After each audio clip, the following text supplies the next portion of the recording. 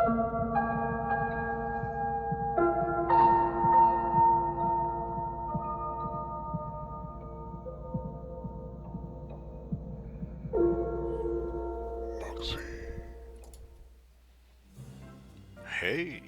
welcome to Ark Survival Evolved, COVID-19 Quarantine 2020 edition, because our wives won't let us mow the lawn again. Well, here we are, as you can see, right smack dab, in the middle of the Easter event. Now, you might think it's tacky, you might think it's cute, that's irrelevant. We're going to be doing a single player, so let's go ahead and jump right on into the settings. So we're actually going to be doing a 1 by rates playthrough here. That is right. 1 by. We're gluttons for punishment. Not really. Actually, I'll talk about it more later as we're playing, but I actually think it's a very rewarding and fun way to play the game that actually makes the need for gathering dinosaurs, the need for kibble, important. You know, it's balanced around that. You know, you go on officials now, it's always 2 by and like 4 by on weekends. It's really easy. So as you see, everything default with the exception of a few caveats for our single player game here. Obviously max level or max difficulty is enabled here, but we are not enabling single player settings. We don't want super dinos and we don't want to level way fast, and single player setting is basically a default 2.5 on all rates. We don't want it. We're going to use the corpse locator. We're going to use map position locator. Those are all from official. Nothing wrong there. This is a big one for me though. Structure placement collision. I believe that it causes greater immersion and greater realism, being able to actually build into the environment. I understand why it's disabled in official to limit where you can build and also to try to limit terrain exploiting and such. But for single player, you know, if I want to build around a tree, I can actually do that. If I want to build into a cliff face, I can do that, just like you could in real life. You know, if I want to level off into a gentle slope, you can do it. That's what this actually provides. It's a level of realism that's just not available in official. I get why they don't allow it in official, but we're going to use it. Lastly, unlimited respecs, because we're not leveling up every single time we want to take a mind wipe. Moving into advanced here, again, we're going to leave mostly unchecked, but we are going to put flyer carry PvE on. I get why it's disabled in official PvE to prevent those passive aggressive, wish they were PvPers, but they're playing PvE. The boys from dropping aggressive dinos while you're trying to tame and stuff. But we're bringing it back for our single player because pterodons are supposed to be able to pick up and move smaller creatures, and Argents obviously can do what Argents can do, and we're gonna let them do that. All right, so we're gonna bring that back. We get why they don't have it in official PvE. We're gonna have it here, just like they have it in PvP. Structure decay, yeah, we're gonna check that, disable that, because it's only us. We don't need to. If we want to tear something down, we will. If we want to leave it, doesn't matter, doesn't bother anybody. We are not checking anything to prevent diseases or make them non-permanent. If we need to get rid of a disease, we're gonna have to make an antidote. That's how the game's designed. Let's do it. Aside from that, as you're seeing, we're gonna leave everything pretty much default. I'm looking. We're not going to mess with egg lay. If we need a lot of eggs, we'll get 20 of a type. But right here, okay, yeah. One thing that I think is untenable on 1 by rates is breeding. Breeding is a 24/7, 365 process on official, and on single player, you just can't wait around 4 or 5 hours for an egg to hatch, only for it to be a bad egg. You do this over and over again for 2 weeks to finally get one mutation. You can't do it. It's no. So we're probably going to jack breeding up a little bit when the time comes for our making bosses. Cross that bridge when we get there. Other than that, everything default. All stats default. All XP. Yeah, everything default. We will. There's not really much else to say, guys. This is pretty much straight across the board. So let's get on into it. All right. Let's see here. Yeah. I don't know what it is. Create a new survivor. Yes. Here we go. Wow. You ever notice the default? Kind of wide-bodied. I don't know. Thick boy. Whatever.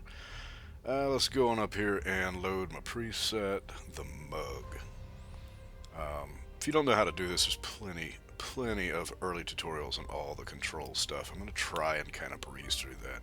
But anyway, Muggsey, we're going to start South 1. We'll talk about South Zone, or start zones at another time, but I like South 1. I think it's an all-in-one if you get a good start, and we'll talk about that in 1 second. Let's jump in.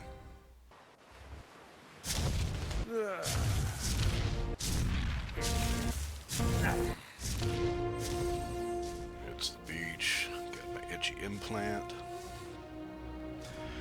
And welcome to the Ark, Island Edition. Well, I don't like Brontos being right here on the beach, but it's better than getting ganked. You can definitely tell that it's holiday. You got a lima trike over there. Anyway, going along, we're going to go start by picking up rocks, and we're just going to kind of survey the area to see what kind of start we got here. You can macro the pickup or the action button E. I just start, walking, and as soon as I can, I press E and hold it, and it will just perpetually pick up as you're going. It's a really easy way to passively gather berries, fibers, stones as you're walking instead of having to, walk to a bush, hit the button, gather it, So, yeah, this is how I just walk around and gather up. There's an icky already. We'll be taming one of those. Not long. I like having them. They're also if you're trying to have a compact kibble farm, they're great as your tier 3. But even a low level, they're a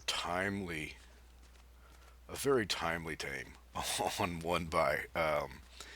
If you're just doing with raw fish meat, a lot of babysitting involved. But anyway, we're just going to be walking around here down to the lagoon. It looks like we do have a pretty good start in terms of the lagoon. The lagoon area is actually a mid-game area. You'll notice that as you're leveling, it'll actually start dropping purple and yellow beacons right there in the lagoon and right up on the hill. And because of its classification, a bad start would see you getting a Spino there. A good start is either, very passive, no danger like we have here, or you could get a Baryonyx there.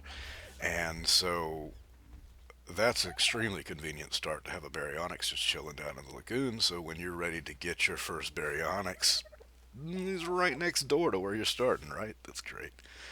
So we're running up the hill. We're looking for the one thing that I always like to see in what I consider a good start.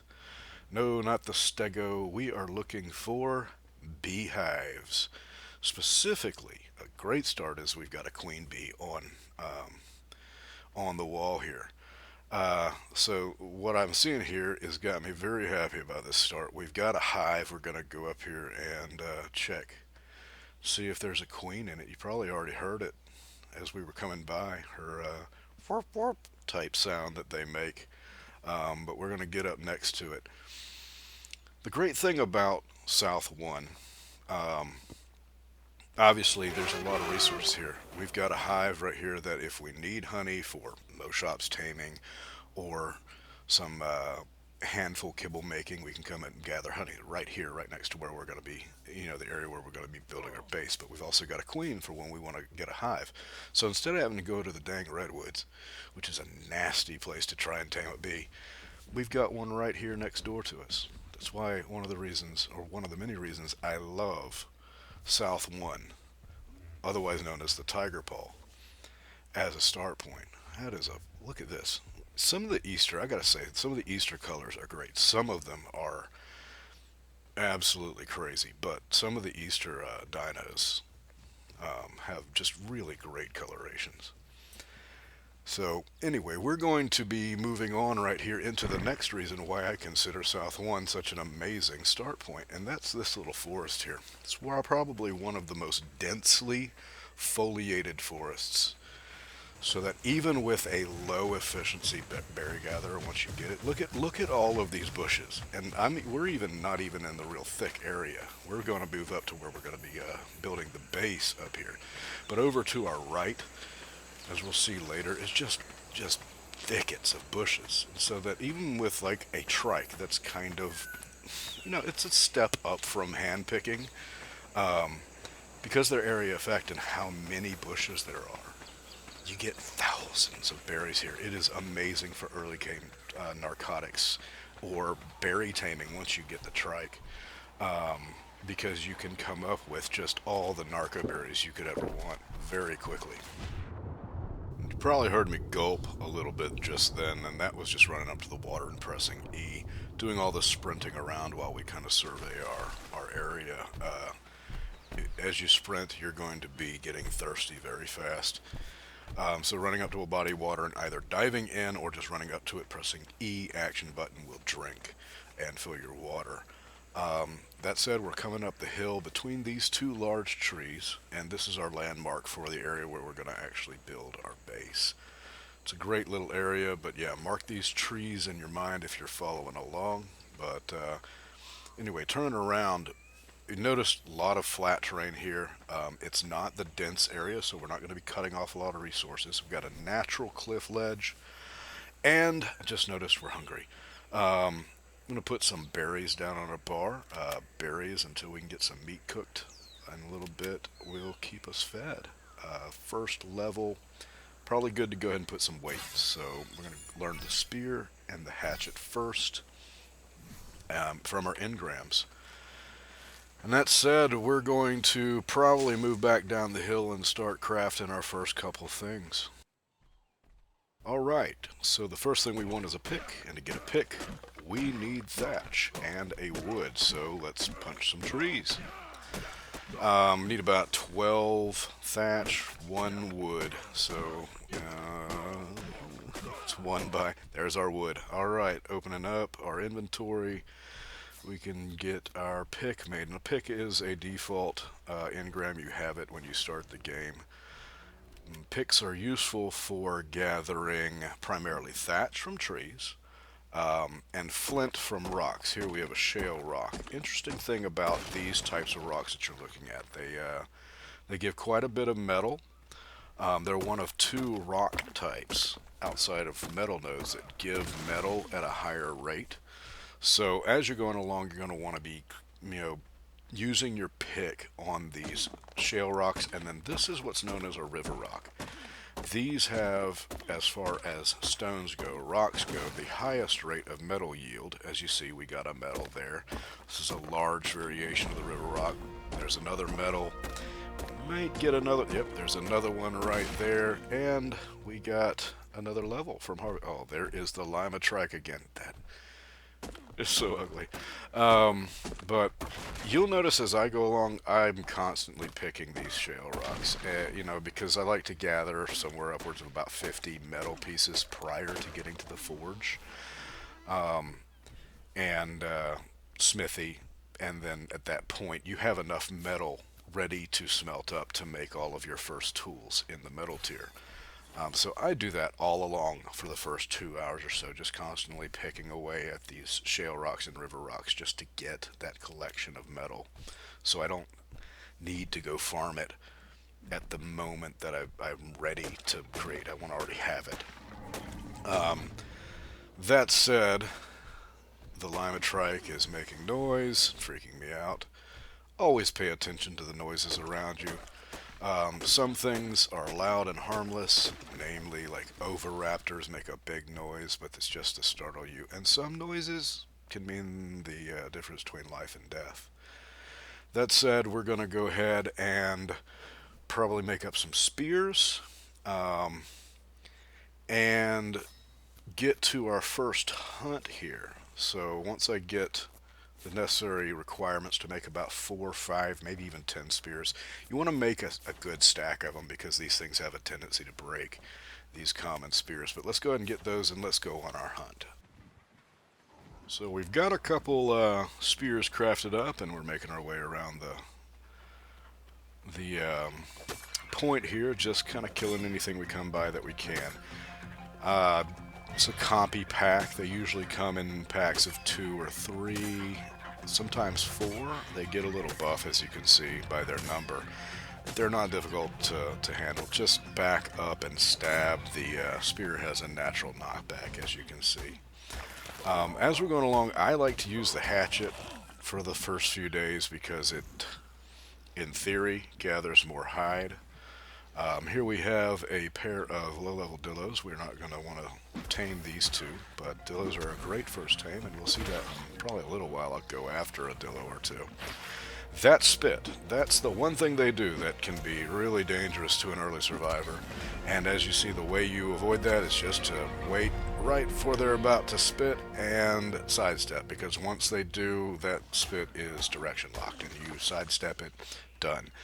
That said, as you saw, they are susceptible to headshots, so use your right click, aim, and throw that spear at their face and they will fall. Anyway, continuing north from our start point on the beach, trying just to hunt any small game that we can. Again, we're after hide, meat, anything that we can really make use of in our early game. We need some good, reliable meat to eat, to spoil up for some narcotics. And oh, look at that! Over on our right, we have our first prospective Mo. Obviously, you saw across the bay over there was a Spino. He's safe. He's not going to come across. Spinos are kind of dumb. They stay right in their little area, constantly swiping at anything in the water. That said, if you ever see a Spino, do not walk up and try to pet it. They're pretty mean. Now, Mo Chops, or Mo's Chops, however you want to say it, on increased rates, 2, 3, even 4, are wonderfully easy to tame. You just look around for one that wants a berry. Like this one, it said it wanted Meja berry. Let's go ahead and put some Meja berries in our last slot. This is a passive tame, so we give it what it wants in its last slot. Let's get this level. Slingshot, because I think I am going to pick up a Dillo here pretty soon. But back to the Mo. On jacked rates, that one berry would have either been half of its tame or the full tame. I mean, this is not a high level most of it, as you see. But even a level 5, as you can see, is going to take 3 feedings. And here's the problem with Mo's, and why they're considered a tier 4 tame. These guys give purple, kibble. They have a list of about 8 things they want to eat. And it changes every time you feed them. So we've just given him the Meja berry. This is on 1 times taming, and this guy's going to take 4 feeds, I believe. Guaranteed. I can't guarantee, but I'm going to say that there's probably a good money's bet worth a chance the next thing he's going to want, we don't have access to. And there's the problem with trying to tame Mo Chops or Mo's on 1 taming. It's a lot of time wasted. Now, once you're later in game and you have access to their full list of taming supplies, yep, there it is, rare flower. We don't have rare flowers. We're very close to getting them, like straight up through that pass right behind us over there, or right in front of us. That way is the swamp. Rare flowers, rare mushrooms, both of them are in the feeding table for those guys. So one day we're going to have a lot of those guys, and they're going to be our road to Argent Kibble, basically. Purple grade tier 4 kibble. We'll have a Mo farm. But we can't do that until we can safely get to places like the swamp over there and pick up prime meat, raw prime meat, cooked prime meat. We need to have an ichthyornis or an icky for picking up raw prime fish meat, which I hate that's in their feeding. But they have a lot of crap they want to eat, and they almost always switch to something you don't have at the time, right? So before we're going to be ready to tame them, we've got to come up with their whole, you know, massive menu of stuff. Once you have them, they're a fantastic tame to have, guys. I can't stress that enough, and we're going to be going after them. Level 100. Oh, I can't do it. I can't do it. They're too cute. Um, Now we've got the slingshot, though. I think we are going to be off to tame our first little guard dog. Try and find a dillo worth taming. See you back when we find him, guys. Okay, level 75. This is a good one here. So we've been steady picking up stones for our slingshot, and we are going to start pecking him in the nose with it. Now understand the slingshot is the lowest efficiency ballistic taming device. It does not do any time release torpor damage, and I'll explain torpor in just a little bit, but it's basically how close you get to getting knocked out, right?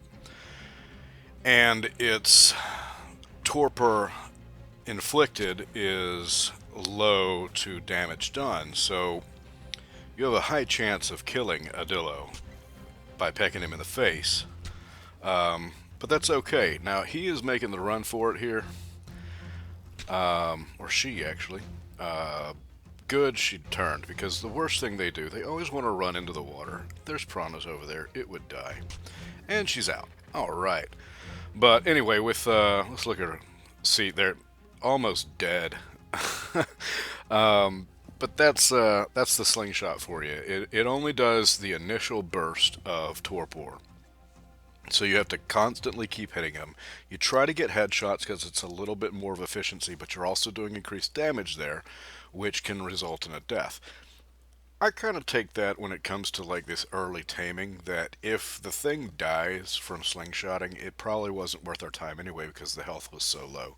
It had bad wild stat rolls for the health. So in a way, there's kind of a survival of the fittest mechanic there. That said, really quick, and we'll go back and check the stats here. I'm going to be gathering these berries, trying to get a good stack of narco berries, which is not always the easiest task when you're on one by. But I'm going to leave this entire tame process in, guys, so you can kind of see what is involved. This is our first tame, and it is our probably one of the few proximity tames, meaning that we're not going to be able to leave the area. We don't have wooden spike walls. We don't have any way to protect this. We have to be right here to protect this body while it is taming up. And so we picked all those berries trying to get the narco berries specifically. These things will increase the torpidity stat that you see down there in the bottom right here. This is what has this creature knocked out. Once the torpidity maxed out, it fell over unconscious. Pointing that we almost killed here. The goal is to get the torpidity to max out before the health goes to zero. That said, narco berries, these blackberries here, they provide torpor when you force feed them to the creature. So you see, you're going to see the torpor going up now. See this? Narco berries alone provide, I believe, 7 torpor per berry. So a stack of 100 is 700 torpor. So in longer tames, you can kind of starve the creature out, let the torpor go down about 700, and then feed them a whole stack of narco berries, and it goes back up 700. And while it's increasing from having, done a full like 100 stack, the torpor doesn't continue to go down. So it will go up for the full 700 and then start to go down again. So at this point, it's just a waiting game. We're going to check back with our tame to make sure that it's topped up on its torpidity, and if we have to real quick run and go get some more meat, I think we've got plenty of meat on her right now. We'll do that. In the meantime, for the next, 35 minutes or so, whatever it's going to take to raw meat tame this 75 Dillo, just going to kind of be around this area, making sure no aggressives come around, making sure that I'm fed, just gathering some raw materials that we're going to be using later to make our little base and some storage boxes and stuff. And other than that, I'm going to go ahead and speed up the next few minutes so that we're not sitting around just staring at nothing happening on the screen for 30 minutes. We'll see you back in a bit.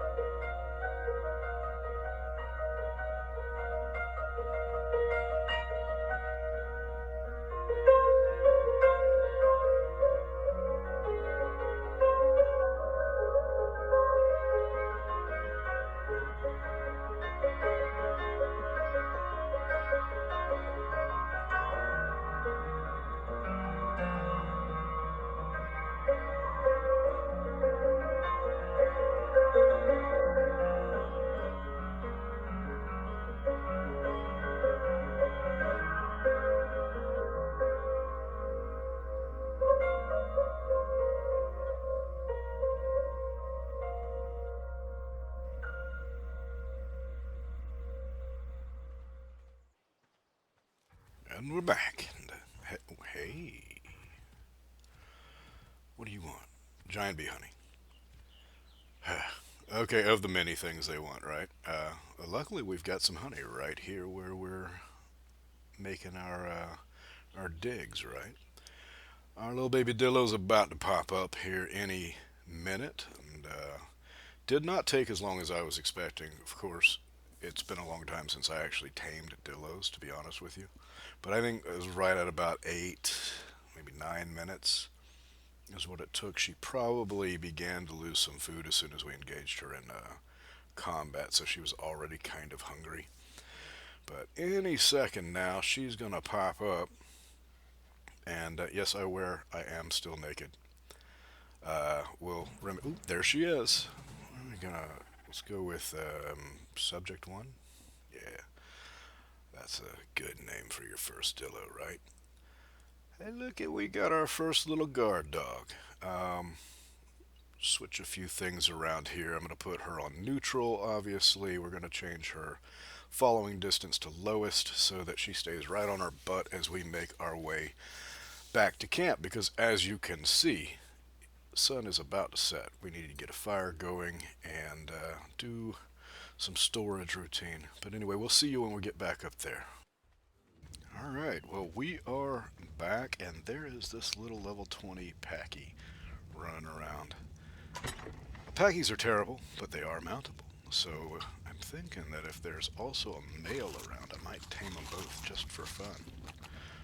As you can see, we got back to base safely. We've got a fire going, cooking some meat up for us, a couple boxes out to put our heavy stuff down. Um, and yeah, we're getting close to closing this out. I'm not exactly sure how to do that. This is, this is the product of quarantine boredom, right? I've never done a video or a YouTube series. And so, like the authors of old, write a good story, but you don't know how to end it, right? But no, what I think I'm going to do is probably record enough to do one or two more episodes worth, dealing with building the base. You know, as you can tell, and here I am awkwardly standing here with my spear. Let's see if it can. Oh, yeah, there we go. Some rain on me too.